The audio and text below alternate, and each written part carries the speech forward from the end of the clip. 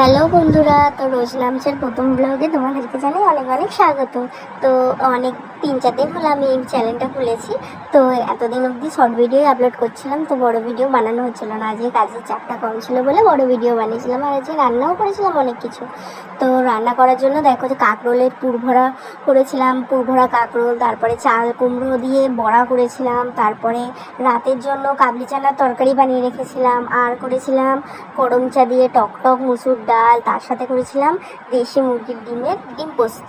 তো দেখো কাঁকরোলটা পুরভরা কাঁকরোল বানাবো যেহেতু, তাই কাঁকরোলটা অর্ধেক করে কেটে ভাবিয়ে নিয়েছিলাম একটু, আর তার সাথে চাল কুমড়োটাও একটু ভাবিয়ে নিয়েছিলাম।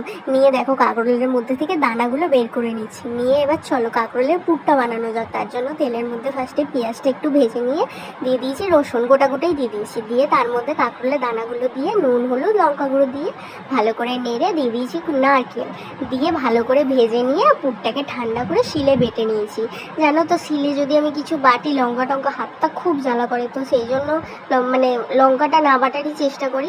মিক্সারেই বাটি, কিন্তু আজকে মানে কম ছিল বলে মশলা বাটি, তো ভাবলাম মিক্সার মানে সিলেই বেটে নিই, টাইম যেহেতু আছে। সিলে বাটার একটা আলাদাই স্বাদ থাকে। তো দেখো শিলের মধ্যে ওগুলো বেটে নিয়েছি। কালকে যদিও জানি না হাতটা জ্বালা করেনি, মানে কখনো এত পরিমাণে হাত জ্বালা করে না, মানে থাকা আর যায় না। তো তারপরে দেখো পুরগুলো ভরে নিয়েছি ভালো করে কাঁকরোলের মধ্যে।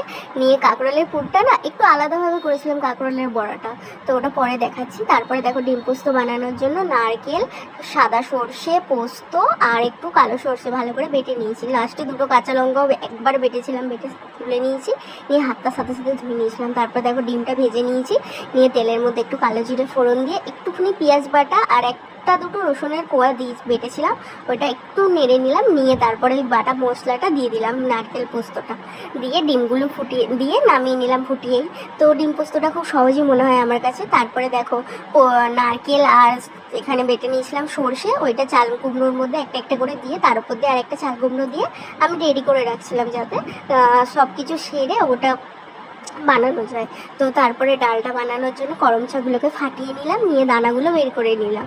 নিয়ে তেলের মধ্যে সর্ষে আর শুকনো লঙ্কা ফোড়ন দিয়ে করম চাগুলো আর ডালটা সেদ্ধ করা মুসুর ডালটা দিয়ে দিলাম। দিয়ে নুন হলুদ আর পরিমাণ মতো একটুখানি চিনি দিয়ে নামিয়ে নিয়েছিলাম। আর এদিকে দেখো বেসনটা খুব মোটা করে গুলেছি, কারণ বললাম না যে কাঁকরোলের পুরটা একটু আলাদা করে ভাজবো। আমি কাঁকরোলটা কিন্তু পুরোটা এর মধ্যে ডোবাইনি, শুধু দেখো মশলাটা যাতে বেরিয়ে না যায় তাই জন্য মুখটা বন্ধ করার জন্য অল্প অল্প করে শুধু ওর উপর দিয়ে দিচ্ছি। আর এটা যাতে শুধু ওর উপরেই থাকে তাই জন্যই এতটা মোটা করে গুলেছি ওই বেসনটাকে। দিয়ে ভালো করে আমি ওগুলো দেখো পুরগুলো দিয়ে দিচ্ছি, আস্তে আস্তে মুখটা বন্ধ করে দিচ্ছি।